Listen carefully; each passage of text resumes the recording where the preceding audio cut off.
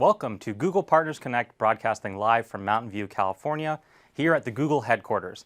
My name is Andrew, and I'm going to be your guys' host today. We're really excited to have you because we have a great presentation on how to do B2B advertising in the digital world.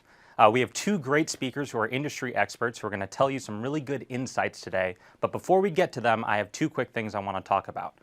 First, the people hosting you guys right now in your offices and conference rooms across North America are Google certified partners who have something called the Partner Badge. What does this mean? It means they are industry experts, and we feel confident that they're going to be great hosts and able to answer any questions you may have. The second thing is we are actually going to do a live Q&A at the end of this. So if you have any questions, hop onto Twitter, use the hashtag PartnersConnect, and ask us a question. We actually will have someone scanning Twitter to get those questions ready for us so we can ask them on air. But remember, you have to use the hashtag PartnersConnect, otherwise we're not going to be able to see it.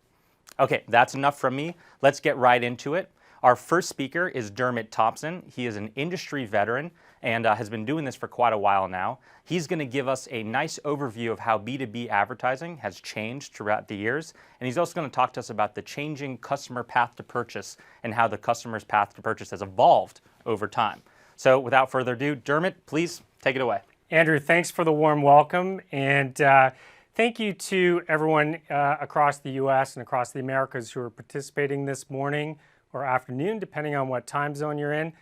It's a big investment of time to carve out an hour in your day, and we're really appreciative of you joining us and my colleague Helen as we go through our presentation. All right, so I'm going to start us off, but before I get into my content and talking about industry trends and how to use digital as an asset and to your advantage in your marketing strategy, I'm going to take you back to 2008, almost 10 years ago. 10 years ago, the #1 song on the Billboard was Flow Rider's Low. For those of you who may know music, that's the low, low, low. I've got kids in my family and they absolutely loved it. I know I'm a little bit tone deaf and probably shouldn't sing first thing in the morning, but that was top of the Billboard charts. But 2008 also marked the time when I was a B2B seller, and I was a B2B seller at one of the top software organizations in the world. And at that time, the B2B sellers really were in control of the conversation with the clients. We were selling complex technologies, software licensing programs, multi-year contractual agreements with different price points depending on the size of your organization, from an SMB to an enterprise. We sold services on top of that, and we sold implementation plans. And it was really fundamental for a B2B buyer to engage with the seller to really get a lot of information from them to help them make a sound decision. And at that time, getting information was usually accomplished through an RFP or an RFI. But you fast forward to today, and we go from 2008 to 2017, almost a decade later, and what's changed, right? Well, first and foremost, we see that three industry trends have emerged, and these are fundamentally impacting that path to purchase and the way that marketers engage with their target audience. The first is the customer is in the driver's seat. They're more in control of the sales cycle today than they have ever been, and I'll explain why in a second. And second, the other industry one is data as the industry game changer. A little interesting tidbit for you. More data is now created in 2 days than all of humanity created from the dawn of time up until 2003. So data is becoming more and more critical to incorporate into your marketing strategies to talk to your targeted audience. And the third one is the next frontier is machine learning. Or more importantly, how do you leverage machine learning to drive marketing automation and take advantage of this rise in increasing data availability? So let's get started on the first industry trend, the customers in the driver's seat. Some of you may have been aware of an article that was published by Forrester back in 2015. It was called Death of a B2B Salesman. And they actually followed up in 2017 as well. And so it's relatively timely considering it was just published in March this year. But what Forrester found was that there was a fundamental shift in how decision makers are going down the path to purchase. First and foremost, Forrester found that B2B buyers are now 75% of the way through their purchase process before they even reach out to a brand or to a vendor. In fact, what they've also found is the number of brands or vendors in the consideration set have gone from 5 to 2. So they're doing a significant amount of upfront research on their own, 3/4 of it, before they even engage with you. Forrester also found in this study that 68% of B2B buyers are also digitally driven. Their research is digitally driven. Well, why is that? Well, a lot of B2B buyers just felt that the sellers didn't really understand their business, or that they could not even provide clear information on the solutions they needed, and that technology has proliferated to a point that they have so much access to data that they can actually make a sound, informed decision on their own in the research stage. So, first and foremost, the path to purchase has changed, and the B2B decision makers are doing more research up front. How are they doing it? Well, the great news is, as I mentioned, 68% of them are embracing digital in that research. And the B2B researchers went further and told Forrester, 90% of them shared that they're actually using search in their decision-making process. And in fact, on average, B2B buyers conduct 12 searches before engaging with a brand.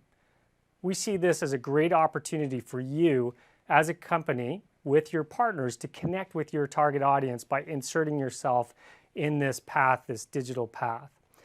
One thing to keep in mind that's changed is in these 12 searches, the majority, 70% of the B2B buyers said they actually start with a generic search. They're looking more for that, how do I do this? Or what's the best recommendation for solving XYZ? They're not starting off with a brand name or a vendor. They're trying to figure out how to address a particular problem that they have. And what does this mean to you? Well, it means you have to think about all stages of the funnel. You have to think about connecting with your audiences at the early start when their intent that they're showing is just educational awareness, that non-brand, more generic searches, as well as obviously your brand searches as well. The other thing that's changing, especially from 2008, where back in the day, I would target all my effort on going after the gray-haired male or female in the corner office who had that CIO or CTO title. What's changed now is we see that the final authority for making a decision is being impacted by the non-C-suite. In fact, 24% of the final authority decisions are coming from non-C-suite influencers. So how do you incorporate this into your approach?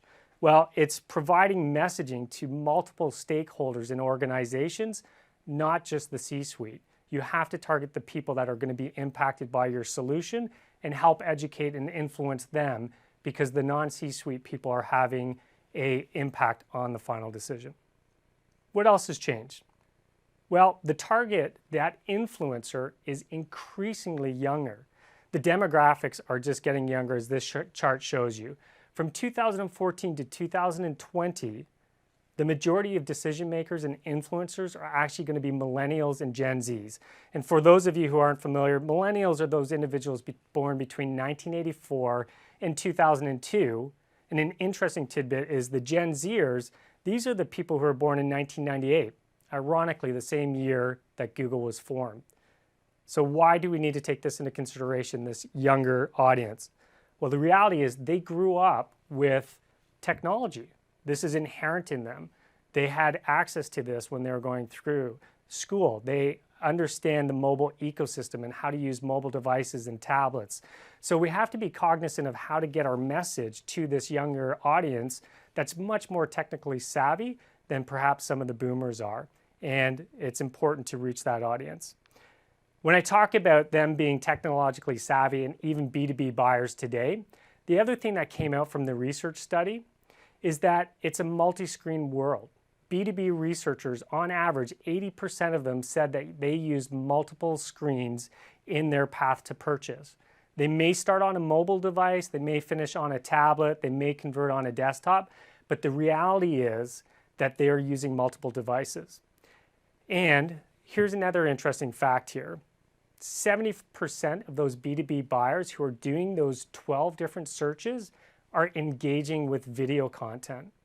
And we came out with a study in partnership with Miller Brown this year that showed organizations that incorporate video into their messaging, into that path to purchase, are 25% more likely to be considered as the vendor of choice in the consideration set than those that don't use that. So mobile is critical, but it's not just about moving your desktop experience to a phone and really just shrinking that desktop to the mobile screen size. It's really about being a leader in mobile and giving a great experience on the mobile device with content that's easy to access and read. More of the video content on the mobile device is being consumed, and we've shown that as an organization in our research. But another thing that's critical about mobile is the speed. We have found that 75% of mobile sites today take 10 seconds to load. The challenge with that is visitors leave, actually 53% of visitors leave after 3 seconds. They're not even waiting for the page to load. So it's critical to have a fast site that's loading with relevant content. And in fact, for every 1 second increase in mobile landing page load time, conversions drop by 12%. So a good conversation to have with your Google partner in the room is, how do I make sure that we have a great mobile experience? This slide shows you that the mobile leaders have a disproportionate increase in the benefits on queries, traffic, leads, and transactions. And in fact, leaders with a good mobile experience are driving more revenue through mobile than those who are providing a poor mobile experience. And you can see that with the last percentage on the end. Okay, so I talked about the first industry trend. That's the customers in the driver's seat. The path to purchase has changed. We see that it's multi-form factor. Our target demographic audience is getting younger. And the fact is that digital is part of the research phase, and search is the first thing that most B2B researchers are going to. The second one I want to move on to is data. Now, I told you more data is being created 2 days than all of humanity created from the dawn of time up until 2003. It's incredible to think about this massive amounts of data being created on a continuous basis. And I'll give you a few stats that'll kind of illuminate how much data is being created. Every minute, 142 million emails are sent and received. 400 hours of video are uploaded to YouTube to be consumed, and 2.4 million Google searches are being made. So there's tons and tons of data being consumed just in 1 minute it's being created. And as Harvard points out here in the Harvard Business Review, organizations that can gain insights in that, leverage data, leverage their own data in their marketing efforts, outperform other companies in terms of sales, profits, and margin. And that's, you could think of a perfect example of where this was the case is in the retail space. We have retail organizations that have adopted a data-centric approach in making recommendations to you. They're very online, technologically savvy versus those that were laggards. And you can see how it's shifted over the past decade in terms of the big box retailers. Now, what do we mean in terms of leveraging data for your marketing efforts? We kind of break it into 3 opportunities for you. First, it's leveraging data proactively for audience targeting. That concept of providing the right message at the right time based off the user's intent. And they're expressing their intent in search, whether it's that upper funnel education or whether they're looking for pricing and trying to acquire the technology or the product or solution. The second one is attribution.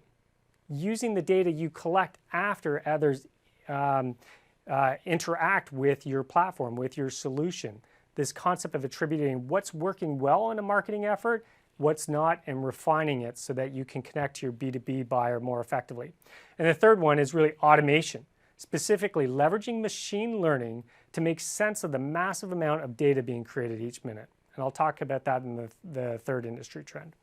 So, with respect to audience targeting, well, the proactive use of data allows us to leverage the data in multiple ways. And as this slide shows in the funnel, you can start simply with demographic targeting, understanding the age, gender, income. And this is one of the most commonly used approaches and has been around for years from a marketing effort. but we're getting more sophisticated with our data. We've created the concept of affinity audiences, which is connecting with audience based on a holistic picture of their lifestyles, their passions, and their habits. We can now engage with users who are truly passionate about a topic versus those who are merely interested. Or what about in-market audience? Wouldn't you like to be able to have the data from the signals that we gather? We've got 7 different properties with 1 billion daily active users. Wouldn't you like to be able to tap into that with your own first-party data and know those that are actually in market, have expressed interest in buying a technology or a product or a solution similar to what you're offering? We now have that capability as well. And remarketing for customer match, my colleague will go through some of these audience capabilities a little bit further, but remarketing for customer match is the ability to upload your first-party data, your CRM data, email addresses, phone numbers, and start having a different interaction that's more specific and tailored to your audience at the time of intent and what they're expressing they have an interest in. Okay, so that's the proactive use of data. And one thing that we think that's beneficial of this is we can actually pivot here. Everyone knows that selling or cross-selling to an existing customer is a lot easier than going out and getting a new customer. You can see the probabilities on this slide. You're 60 to 70% more likely to sell to an existing customer. By leveraging data, we think we bridge the gap and bring the existing customer and new customer efforts closer together. So a great conversation to have with your Google partners.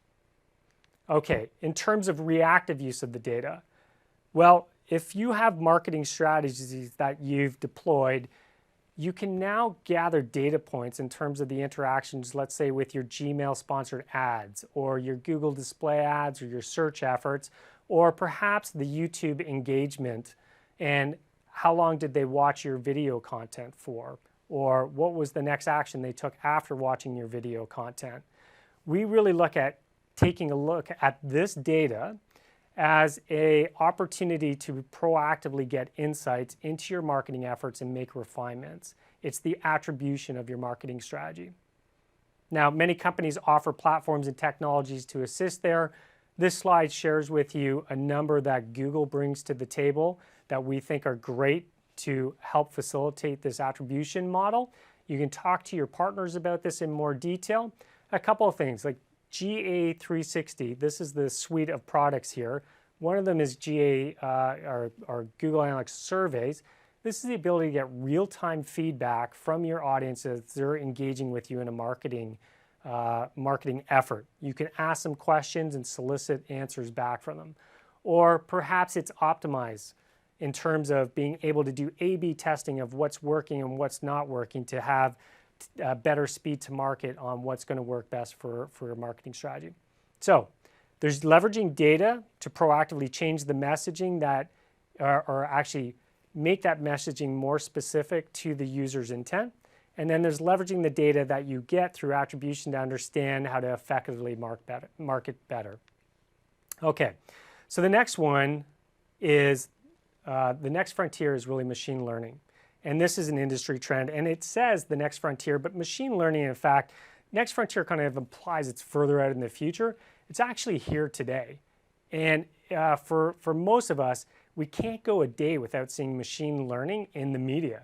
You see it in all articles, companies incorporating machine learning, AI, deep learning.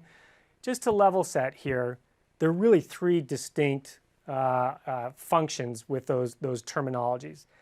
AI, or artificial intelligence, is really the broad term for getting computers to perform human tasks. It's a science of making things smart, whereas machine learning, it's a method of AI in which algorithms are used to autonomously learn from data and information. It's essentially teaching a computer to recognize and learn from patterns by example rather than explicit rule-based programming. And deep learning, a technique of machine learning where algorithms are arranged in layers, it mimics the human brain and it allows computers to learn patterns of patterns. So really 3 distinct sciences there, and I'm going to focus more on machine learning. So as I said earlier, we're creating vast amounts of new data every minute of the day. 2.4 million Google searches every minute. Well, 15% of these searches are brand new. We've never seen them before. So how do you incorporate that into a marketing strategy if we've never seen them? Actually, if we take it one step further, we're also seeing the proliferation of voice-based searches with Google Home and Google Assistant. In fact, 20% of all searches are now voice. And another thing on this search, when we think of search and the 12 searches that they're conducting, natural speech is becoming the go-to for searches. 70% of Google Assistant requests are asked in natural speech. So we have to start thinking differently of how to incorporate these different search efforts into the marketing strategies today. So to gather insights into the vast data sets being created by these different ways of getting information, we're no longer going to be able to solely rely on our current approaches, but instead we'll need to leverage machine learning to find the needle in the haystack. In a recent study by IDC, they stated that 90% of data in business organizations is kind of messy data. It's data that's unstructured, like email, text, or pictures. And the traditional techniques aren't going to be able to allow us to get the insights. Machine learning is going to allow us to find that needle in the haystack. So I share that with you because we as an organization have started to embed machine learning in our marketing solutions. And we usually refer to this as marketing automation. And as you can see, bids, keywords, attribution, ads, these are typically category terms that are really known for digital marketing from a search engine marketplace. But think of applying a bid strategy to queries that we've never seen before. How do you do that? Well, the machine learning algorithm that we embrace into bids, thinking of eCPC, target ROAS, smart bidding, which my colleague will get into a little bit more, enables you to effectively bid accurately for those new keywords that are coming in. Or from an ads perspective, how do we create an ad for a query we weren't anticipating or never saw but is relevant to our business? Well, we have smart display campaigns or dynamic search ads, which are machine learning based in nature and take creative assets from your organization, and the machine learning then puts the assets together in a way that's most meaningful for that query. So machine learning is here. It's embedded in these different strategies, and we think it's a great conversation to have with your Google partners in the room on how you can embrace that. So in summary, we have 3 B2B industry trends shaping the path to purchase. The customer's in the driver's seat. They're controlling the upfront research, and they're only engaging vendors and brands in the last 25% of that stage. They're conducting 12 searches on average, and they're using multiple form factors in digital to get that research. So it's critical to be present in each of those stages. Data is the industry game changer. It's going to allow you to tailor your message to the right audience at the right time. And third, machine learning, it's the new frontier. And for this last one, I'll share this stat with you. By 2020, companies who master machine learning into their business are going to take away $1.2 trillion away from organizations that don't. Interesting stat. So with that, I'm going to pass it back to Andrew. Thank you for listening to me on the industry trends, and my colleague will show you how to activate them. Great, Dermot, great job. I thought the parts about machine learning and the multi-device, multi-screen world were especially pertinent, and I hope our audience really paid attention to those parts. Thank you. Great. So before we get into our next speaker, I'm going to quickly pause and tell you guys a little bit more about the Google Partners badge and what it means to have this blue badge, so to speak. So the people in the room with you are all Google partners who have been badged. What does that mean? Well, it means 3 things essentially. First, they adhere to Google best practices when it comes to advertising. Second, they have taken AdWords exams and passed them, and these are tough exams. I've taken them myself. And then third, they take very good care of their customers. We have ways of actually tracking that. So we have a lot of faith in these Google partners who are your hosts, and we think they're going to do a really good job hosting you guys today. So with that being said then, let's move into our next presentation. Our next speaker is Helen Edwards. Helen is an industry expert and someone who's going to tell you a little bit about some of the tactics and strategies you can use in your guys' accounts to get the most out of your advertising budget. Helen, the floor is yours. Thanks, Andrew. Dermot just gave a wonderful overview of the state of the industry for tech B2B digital marketing, where it's been in the past and where we're going in the future. My role here today is to talk to you about how to turn all of these trends into ROI for your companies through strategy, implementation, and optimization. When we get right down to it, B2B marketing isn't easy. I know this firsthand. I've spent my entire career working on the B2B side of lead generation, and here at Google, I work as an account manager on a team that specializes in tech B2B. So this stuff is really my bread and butter. Challenges we face as digital marketers include a blurry line between B2C and B2B.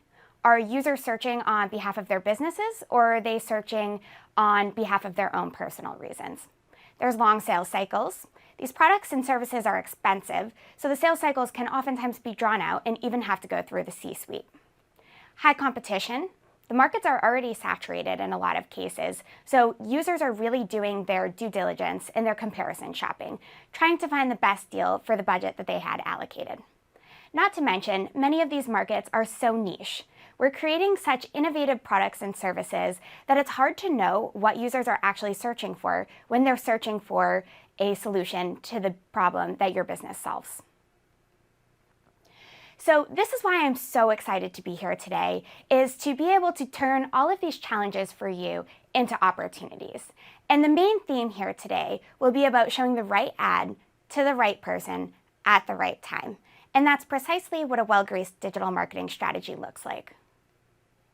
So I'll be diving into each of the three themes that Dermot touched upon, just from an activation standpoint. So starting with putting the customer in the driver's seat. Every single decision that we're making as digital marketers should always have the end user in mind. So a common misconception in the B2B space is that mobile doesn't work. And while it may be true that mobile conversion rates are historically lower on mobile as compared to desktop, that doesn't mean that our users aren't on mobile at all. They're there in the research phase. They're searching while they're on the way to work, on the subway. They're searching on the weekends when they're at the park with their kids. And then when they actually are ready to make that conversion, they're coming back typically on desktop during the weekday. So that being said, we have to make sure that we're accounting for cross-device conversions.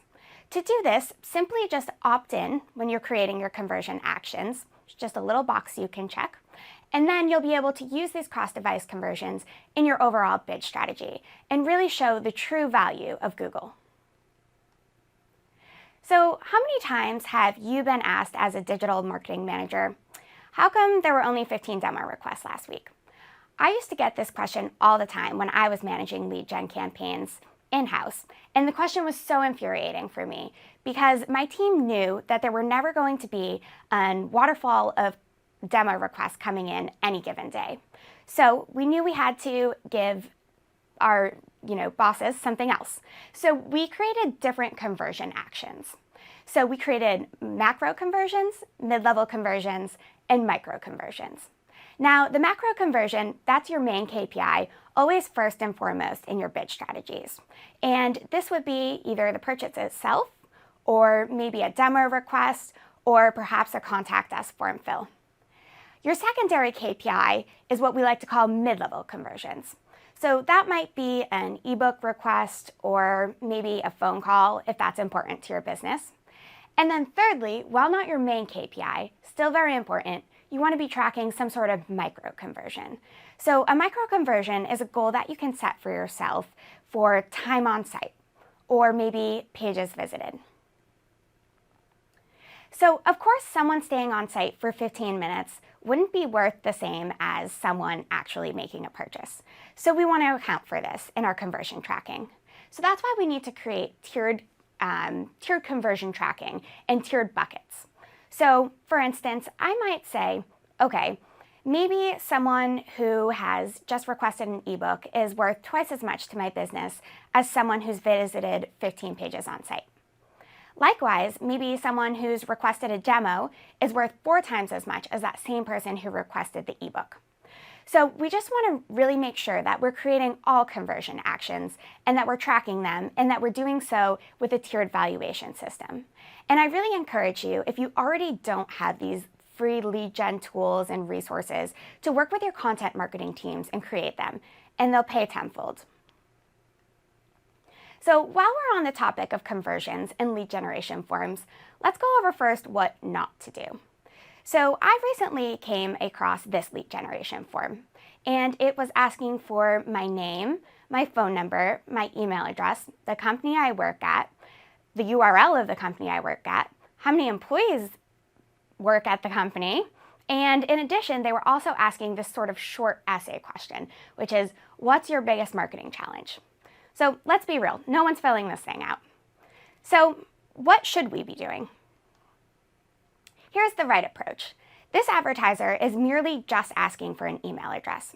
This is what we like to call a soft form fill. Conversion rate on this would be much higher as compared to the previous screen. Now, I understand that for a lot of businesses, this might not be enough to ask for to be able to get all the information you need to get in contact. But at the very most, you as advertisers should just be asking for name, phone number, and email address. That's all you need. Once you have that, you can get into contact with the potential customer. And when you have a salesperson actually on the phone with them or meeting them in person, they'll be much more likely to build up trust with you and more likely to give you all of the rest of the information you need at that point. Now, how about the landing pages that our form fills sit on? So I recently wanted to open up a new checking account. So I Googled simply, open up a checking account. And like the good Googler I am, I clicked on the first ad. And I was led to this landing page on the left here, which we had to kind of mock up a little bit just to keep the privacy there. But this page was kind of a mess. I couldn't see what was going on. There was blurry, it was basically a PDF. I had to scroll in to be able to see what was printed here, and there was no call to action. So this is kind of the old school way of thinking, and this is creating a mobile responsive page. So basically what a mobile responsive page is taking your desktop site and squishing it into a mobile device and saying, okay, all done. So this is not the right approach. So I bounced off of this site and I found myself back on the search engine results page. And I clicked on the second ad. And I was brought to the second screen here, this screenshot on the right. And this was perfect. It was very clean, it was simple, it was concise. There wasn't too much text for me to read and kind of get distracted by. And my call to action was right there, open up a checking account.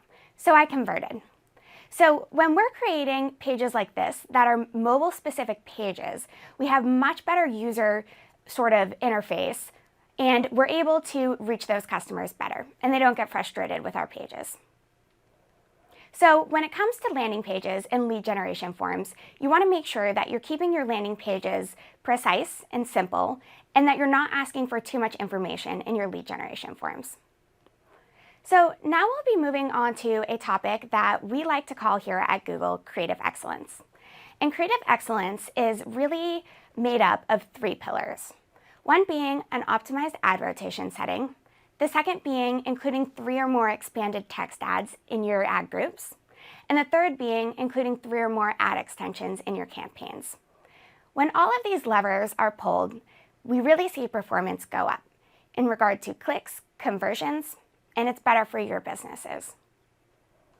So let's dive into what each one of these pillars of creative excellence is, starting with ad rotation.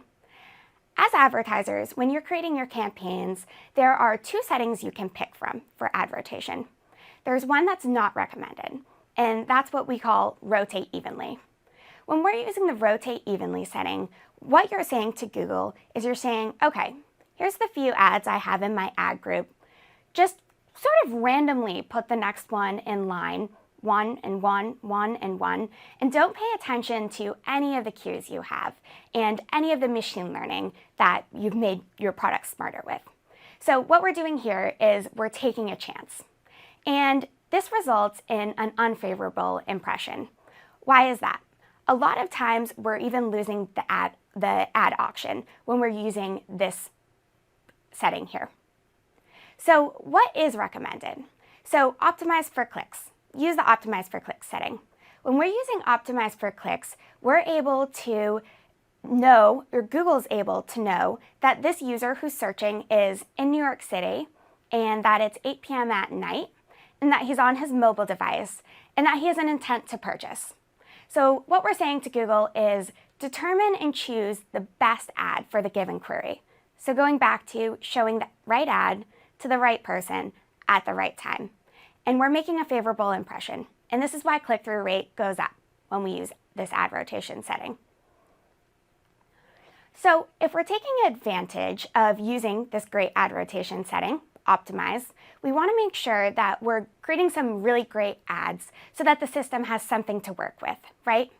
So really refrain from creating ads that are not too different from one another. You don't want to be testing silly things like, oh, maybe if I capitalize each first letter in each word, or maybe if I'm adding an exclamation point, removing the exclamation point. Those are not statistically significant. What you want to be doing is creating compelling ads that pull at users' emotions at the moment that they're searching. So in light of the past couple of weeks' events, I was searching for data breaches. And I was hit with this ad right at the top of the page above the organic results. And it said, worry about data breaches, get identity theft protection. This was perfect. This caught me right in the exact moment that I was searching. So well done to this company. Now, there is a third pillar of creative excellence, and that would be including 3 or more ad extensions in our campaigns. There are 3 extensions that there's no excuse for all advertisers not to be using, and those would be site links, callout extensions, and structured snippet extensions. In addition, there's many other extensions that we can use in our campaigns. If you have an app, maybe you want to drive app engagement, so you can use app extensions. Or maybe you're a brick and mortar store and you want to drive foot traffic, so we'd use location extensions. Maybe someone had something nice to say about your business. You can highlight that in a review extension. And the more of these that we can add to our campaigns where they make sense, the more you're going to be taking up on the search engine results page, the more real estate, right? And that's pushing your competitors further down the page. So moving on, now that we've collected all of this great data from our lead gen forms and from driving people to site, let's talk about how to leverage that data. Starting with remarketing. Remarketing works wonders. It's all about getting people back to the site to convert. As Dermot mentioned, it takes users on average in our space 12 searches for them to actually convert. That's a lot, so we've got to get them back. How do we do that? So it's actually very simple. Simply pull from Google Analytics a pixel and place that across your entire site. From here, you can create many lists, be it all site visitors or maybe cart abandoners. Maybe you want to segment out to someone who viewed the About Us page. There's many different options you can create. And from here, you can also leverage similar audiences, which Google will create automatically for you when you're creating your GA lists.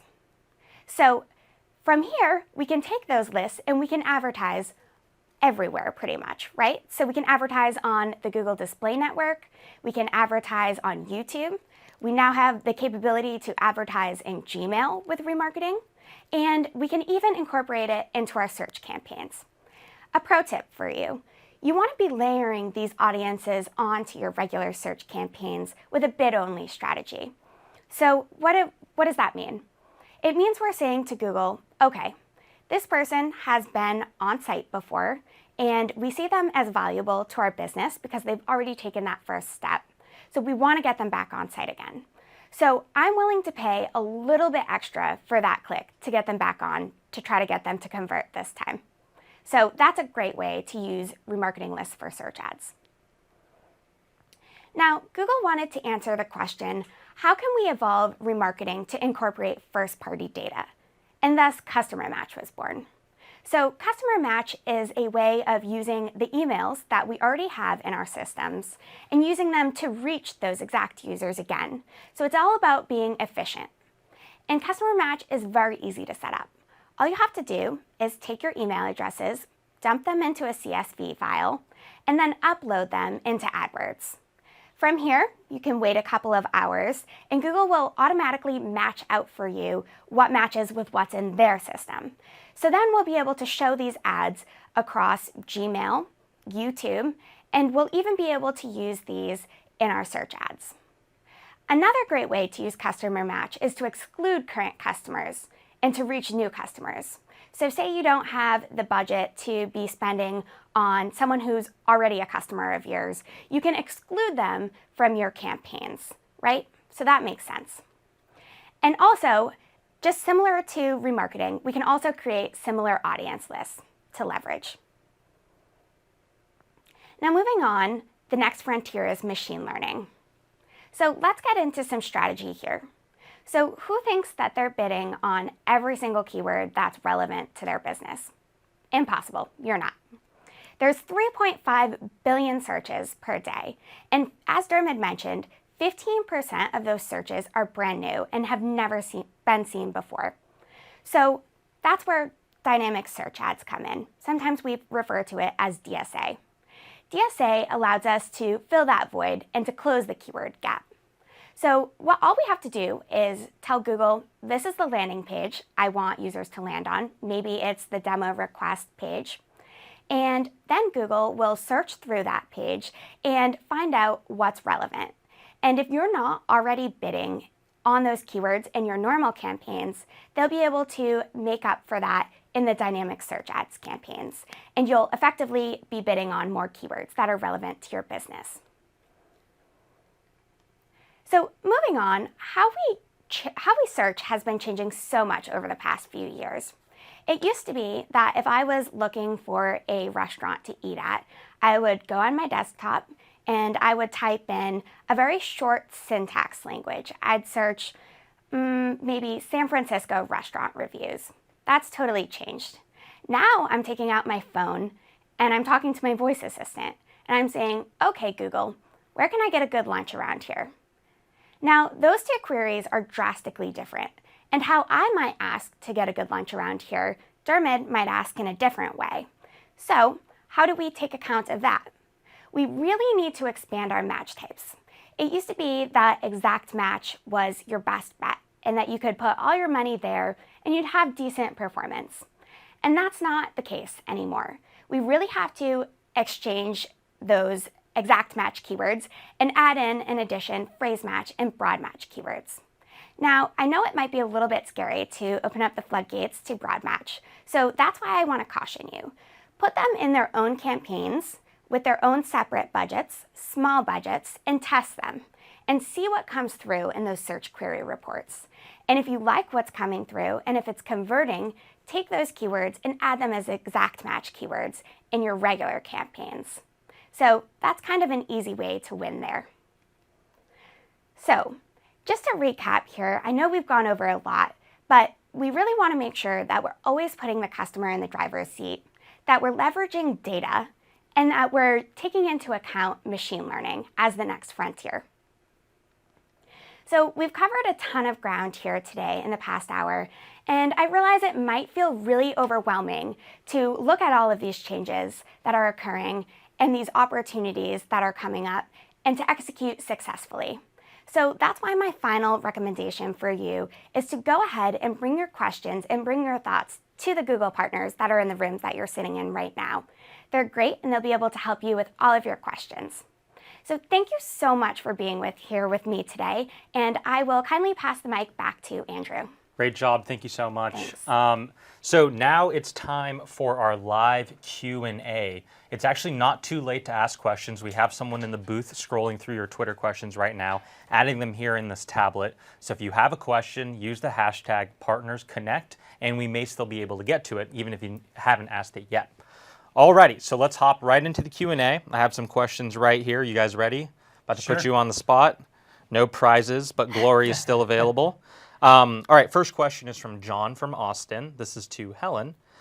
Don't I need to rotate evenly the setting to run true A/B testing? Okay, that's a great question, John. So everything's really changed over the past couple of years as Google has really sophisticated its machine learning. So now we have all of these different levers that we can use. Like I said, using geo or using time, we know what device they're on. And Google even knows their intent when they're searching. So we definitely don't want to be using the rotate evenly setting. Now, I want you to think about the optimized setting as really just A/B testing on steroids. So it's the ultimate way to A/B test because we're always taking into account all of these different levers. Now, if you truly do want to run an A/B test, I would recommend using the drafts and experiments function, which you can find a lot about online. Very good, thank you. This next one is for Dermot. This comes from Broad Spectrum in Harrisonburg. Do you think that natural speech is popular because of the older population trying to use technology? That's a fantastic question, but I would probably err, I've got the good fortune of having 4 kids and seeing them in their digital interaction, and they do not use what I would call the old-fashioned way that their dad does in querying information. All of them are using voice-enabled search in their interaction with digital, and there's so many applications and offerings in the marketplace for that. So I would say it's not because of the older generation, and not to bias anyone too much, it's really the younger generation that's taking advantage of this. Yeah, and I think as the assistant becomes more like a real life assistant, we're just going to talk to it more naturally. Yes. Awesome. And I think that's changed a lot over the years. So I remember when voice search first came out, it was kind of dorky to, be talking into your phone in public, and it was kind of embarrassing. And fast forward to 2017, voice search is now very trendy. Yeah, that's a great point. I remember being that dorky guy. Okay, next one's for Dermot as well.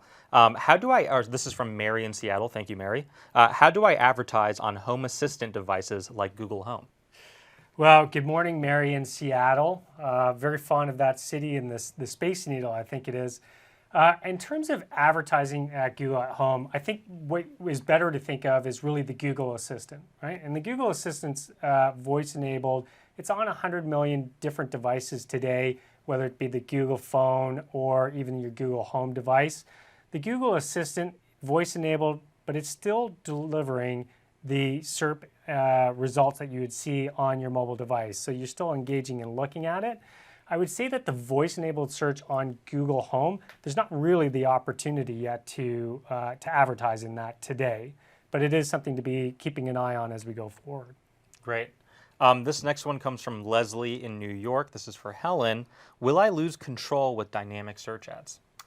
Definitely not. I think that's a common concern for advertisers, but you really have to treat DSA just like any other campaign you'd be running. And you have to be diligent in checking your search query reports and adding negatives when they're applicable. So that's where you're keeping the control and making sure that you're not showing up for things that are not relevant to your business. That's great. Awesome. This comes from Maze Lumber in Peru, Illinois. This is for Helen as well, but Dermot, feel free to answer as well. Can having an antiquated website that doesn't convert to multiple platforms actually hurt existing business? Absolutely. I think we've even seen this change over the past year when Google, in the organic results even, if you don't have a mobile optimized site, you're not there and you're severely hurting your organic rankings. Coming from a paid perspective, I think that's even more important and even more so. Dermot, would you like to add on? Yeah, I would just say having an antiquated site is definitely going to impact your business because users are they're looking for a different experience right now. And as we said, they're only going to spend 3 seconds on a site before they bounce. If it's taking too long to load, you're going to hurt your conversions there.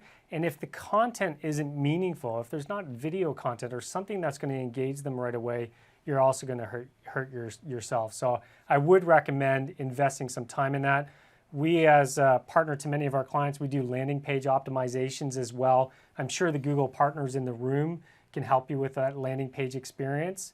And we also have machine learning that is helping crawl sites and create unique landing page experiences for people as well. So talk to your Google partners about that. Awesome. So let's talk about landing pages. Sure. McKay Advertising from Tampa directed this towards Helen, but feel free to answer as well. In terms of landing pages, what are 3 best practices that you would recommend other than just having only a few fields to fill? Absolutely. Like Dermot said, having video on there really engages users. And we see so many of our clients now utilizing video, even on their homepage, right above the fold, to really engage users. Yeah, I would say video, absolutely. It's kind of like the goldfish study that came out, right? In terms of attention spans, goldfish actually have a greater attention span than most humans at 8 seconds. Humans is 7 seconds. So you have to have engaging content, but it has to be a relevant message that they're seeing. So people want to be taken from their search query to a page that's directly related to what they're looking for. And it also has to have a clear call to action. I think that's what people look for when they're coming. And just, again, it's just a good user experience. Yeah, I'd say also another thing to piggyback on what Dermot just said is, test out using one of those businesses that's offering those chat boxes. That's the future too, and a lot of those are incorporating machine learning and AI. And a lot of users aren't comfortable yet when they're early in the sales cycle to pick up the phone and call you. So they'd rather just, chat with you, old school AIM style. So make sure, you're testing those out as well. Great. Yeah, and if they want to send an email to me, I'm sure I could share our landing page recommendations as well. Sure. For best We'll be practices. sure to send that out to everyone who's Okay. been watching. Okay, next question. This is a bit of a toughie one, but I like it. This is from Strategic Marketing in Los Angeles. Go Lakers. This is for Helen.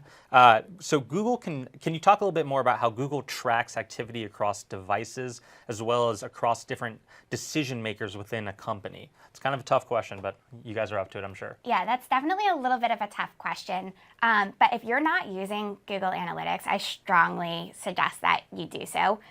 Even upgrading to GA360 gives you even more data about these users. But when you are using Google Analytics, you're able to see the paths that these users are taking. So maybe they initially came in through search, and then they came back through social, and then they came back through the Google Display Network, and then they came back and actually converted their 4th time on site on search again, Yep. which we so commonly find.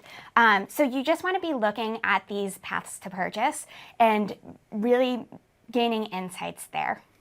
Yeah, I'd only add to that is that cross-device conversion is a function that's readily available today, and I would encourage you to investigate and adopt that because it is important to understand all of the touch points in that path to purchase and to be able to invest more or understand where the drop-off is as well. Fantastic. All right, this is from Fluid Advertising in Utah. So in B2B, there's often a very small audience. What do you think is the minimum audience size that you should target with your different, targeting mechanisms? This could go for either of you guys.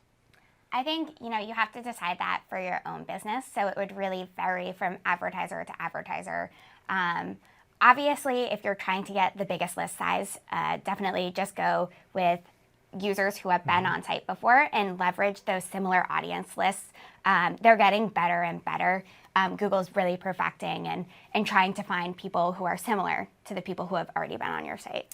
Yeah, we invest a lot of time with our clients in conducting what we say are audience labs. And the best practice is really to segment into 5 different audience segments. And that can be, I think Helen touched on it earlier, whether people are going to the product page for more information, whether they're looking for pricing and availability, or just general information. You can create audience segment lists. And then A/B testing, I think, is also really critical, is test it out and see what works in particular markets. Yeah, I think that's a great answer. Having those different segments that you can appeal to. Some may be larger than others, but at least you're appealing to different people that are interested. Dan from Austin has a really good one here. How does machine learning work with small conversion volume amounts like we often see in B2B? So I think that's a great question. A lot of times when we're seeing, very small conversion rates coming through, there aren't really enough data points for Google to work with. So obviously, the more conversion actions you can create, the better. And you can give you got to give Google a little bit of juice so that they have an idea of what to go off with to start with, and then to kind of build out from there. So I think just going back to, don't just track, your demo requests, or don't just track your purchases. Track other valuable conversions to your business that are important. And I think you bring up an interesting point. As you say, give it a little juice. It's about testing and giving a runway for the systems to actually learn as well. We're usually seeing 2 to 3 weeks is the appropriate amount of time to gather good data with a lot of the experimentations with our machine learning automated solutions. So give it some time as well. Yeah. And correct me if I'm wrong, does machine learning also take into account other similar B2Bs and the patterns they see with their customers, and then use that to influence decisions in the bidding process with your current client? I think you're answering your own question. I right? might be, Yeah. yeah. I'm pretty sure machine learning also looks at similar businesses and makes decisions from there. Okay, we're running low on time, so I want to quickly jump into this. What is the minimum list size for customer match? We're getting a lot of buzz about customer match on the Twitter sphere, so we want to answer some questions about that. I like a nice, easy one to end. We know we can nail this one. The minimum that you have to match out to is 1,000 users. So that being said, you can't just upload a list of 1,000 email addresses. You're going to match out to lower than that. So really, the more users you can get in there, the better your chances to matching out to 1,000 users are. I think the evolution of customer match too also incorporates, we can now focus on phone numbers too, right? It's not just emails. So another thing to talk to your Google partners with is how that customer match is evolving. Great. One more question. This is from Joaquin in Detroit. I really like this one. So they're a startup and they're just getting going on their business apparently. Do you have any resources, Dermot, that you can recommend that they engage with to get their business off the ground?